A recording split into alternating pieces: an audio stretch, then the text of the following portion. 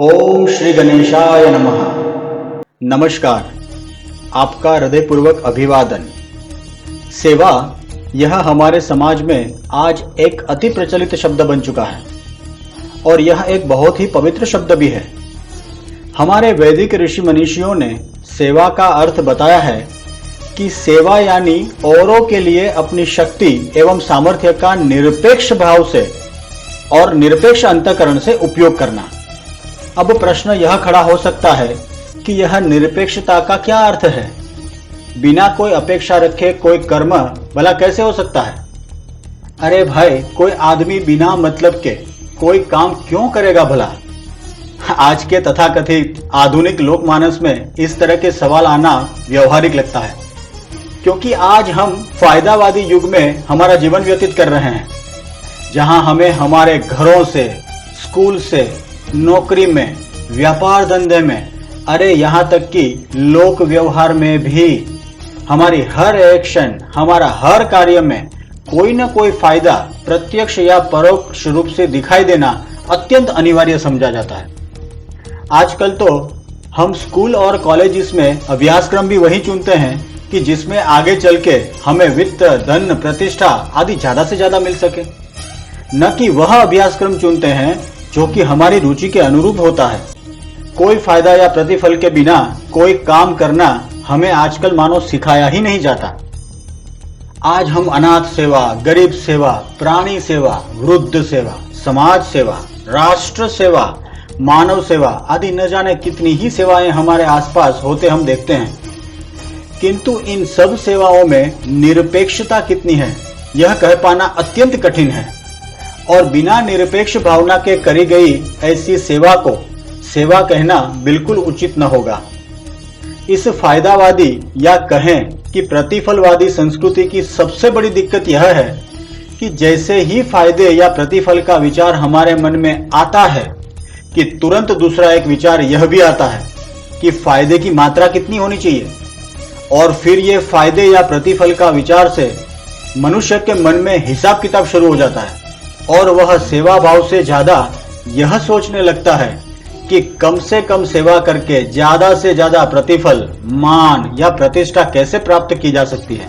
ऐसे लोगों के साथ दूसरी बात यह भी होनी संभव है कि ऐसे लोगों के अंदर दाता भाव जागृत होने लगता है, यानी कि ऐसा मनुष्य यह गुमान में राचने लगता है कि मैं ही यह सेवा कर रहा हूं, और यह विचार ऐसे मनुष्यों के अंदर एक प्रकार की विकृत गुरुता ग्रंथि भी निर्माण कर देता है।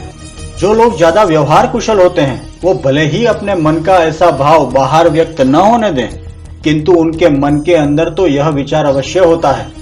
इस तरह का अहम निर्माण होना मानव मन की मूल प्रकृति होती है। हमारे पुराण आदि ग्रंथों में भी अगर आप देखें तो ऐसे ढेर सारे उदाहरण देखने को मिलते हैं, जहां मनुष्य सेवा करते करते उनके अंदर अहम जन्म ले लेता है और बाद में उनका पतन होता है। इस प्रकार यदि सेवा करने वाले को यदि उनका मनोचित प्रतिफल न मिले या फिर उनकी गुरुता ग्रंथि को किसी प्रकार की ठेस पहुंचे, तो फिर ऐसे लोग सेवा कार्य से बहुत आसानी से विमुख हो जाते हैं। आप कोई भी सेवा संस्था में जाकर स्वयं चेक कर सकते हैं, वहां आपको इस तरह की समस्याएं बड़े पैमाने पर देखने को मिलेगी। इस तरह के सेवा कार्यों में एक और बात यह होती है कि जिसको सेवा प्रदान की जाती है, जो सेवा प्राप्त कर रहा है, वह मनुष्य हमेशा सेवा प्रदान करने वाले के सामने हल्का महसूस करने लगता है और सेवा देने वाले के प्रभाव तले दब जाता है। इस प्रकार सेवा लेने वाला मनुष्य लघुता ग्रंथि से पीड़ित हो सकता है।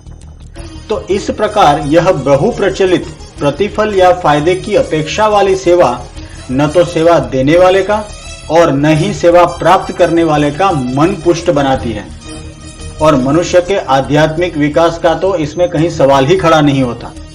इन सब से बिल्कुल अलग हमारे जो ऋषि मनीषी थे, वे बहुत बड़े ज्ञानी तो थे ही, लेकिन साथ साथ बहुत बड़े मनोवैज्ञानिक भी थे। वो लोग मानव मन एवं भावनाओं का बहुत गहरा अभ्यास किया करते थे। इसीलिए आप अगर ध्यान से देखें तो आप पाएंगे कि हर भारतीय धर्म एवं परंपराओं में समाज के हर मनुष्य के मानसिक एवं आध्यात्मिक विकास का बहुत गहराई से विचार किया जाता था। तो इन्हीं सब बातों का ख्याल करते हुए हमारे ऋषि मनीषियों ने और अवतारों ने सेवा को केवल मदद का रूप न देते हुए उसे ईश्वर निमित्तार्थ सेवा कर्म बनाने का आग्रह किया, जिसे इंस्ट्रूमेंटल डिवोशन भी कहा जा सकता है।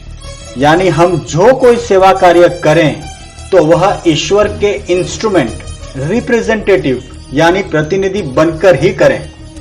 इस प्रकार का सेवा कर्म करने से न तो देने वाला अपने आप को बड़ा समझता है और न ही सेवा लेने वाला अपने को छोटा समझता है। इसके साथ ही सेवा देने वाला भगवान का प्रतिनिधि बनके अपने को भगवान से जोड़ता है। इसीलिए उनके द्वारा करी गई वह सेवा भी उनकी प्रभु भक्ति बन जाती है और जो सेवा प्राप्त करता है वह भी इस मिली हुई मदद को भगवान का प्रसाद मानता है, भगवान की कृपा मानता है। तो इस प्रकार सेवा लेने वाला मनुष्य भी भगवान से जुड़ जाता है, तो वह सेवा लेने वाले के लिए भी भगवान की भक्ति बन जाती है। आप स्वयं इसे प्रयोग करके देखें कि ईश्वर के प्रतिनिधि के रूप में किया गया हर कार्य कितना आनंद एवं संतुष्टि प्रदान करता है। भक्त यानी जो भगवान से हमेशा जुड़ा हुआ है, और ऐसे सब कर्म जिसे भगवान के प्रतिनिधि के रूप में किया जाए वह सब भक्ति बन जाते हैं। और ऐसे विचारों एवं आचार से युक्त मनुष्य ही भगवान की सगुण साकार मूर्ति में अपना मन बड़ी आसानी से केंद्रित कर सकता है और अपने मन एवं चित्त को और भी पुष्ट बना सकता है। हमारे ऋषि मनीषियों ने भगवान की भक्ति की ऐसी दिव्य समझ हमारे जनमानस में स्थिर करी थी, जिससे हमारे समाज में कभी भी बड़े और छोटे की भावना निर्माण ही नहीं होने पाती थी। इसलिए जब तक हमारा समाज वैदिक ऋषियों और अवतारों के बताए मार्ग पर चलता था, तब तक समाज का हर मनुष्य अत्यंत सुखी एवं संपन्न था। इस प्रकार सेवा की दिव्य व्याख्या हमारे ऋषियों और अवतारों से जानने को मिलती है। सेवा यानी जिससे हमारा वैयक्तिक जीवन स्वार्थ रहित और आध्यात्मिक बने, हमारे मन में दोष निर्माण न हो बल्कि हमारा मन अधिक पुष्ट बने, हमारा कौटुंबिक जीवन स्वार्थमय न बने किंतु भावनामय बने, हमारा समाज भोग प्रधान न बने किंतु ईश प्रधान बने, और ऐसा ईश प्रधान समाज ही एक देवी सामर्थ्य से संपन्न राष्ट्र बना सकता है, जो समस्त विश्व को पुनः आर्य बना सकता है। मित्रों, हम वैदिक ऋषियों एवं अवतारों से प्राप्त ऐसी ही ज्ञानवर्धक माहिती लेकर आपके सामने उपस्थित होते रहेंगे। सनातन वैदिक धर्म के पुनः उदय के बिना न तो व्यक्ति, न समाज, न राज्य, न ही राष्ट्र और न ही इस विश्व का कल्याण होना संभव है। इसलिए अगर आपको यह माहिती ज्ञानवर्धक लगती है तो आप इसे अपने सगे संबंधी, मित्रों और अन्य सभी जान पहचान के लोगों के साथ अवश्य शेयर करें और उन्हें भी सनातन वैदिक धर्म एवं परंपराओं के पुनः प्रचार एवं प्रसार हेतु उत्साहित करें। ईश्वर हमारा मार्गदर्शन करें। ओम नमः शिवाय। असतो मा सत्तमय तमसो मा ज्योतिर्गमय मृत्यो मामृतंगमय यदेवे हतगमुत्रयगमुत्रपदन्विह मृत्योः समृत्युमाप्नोति यति मनामेव पश्यति।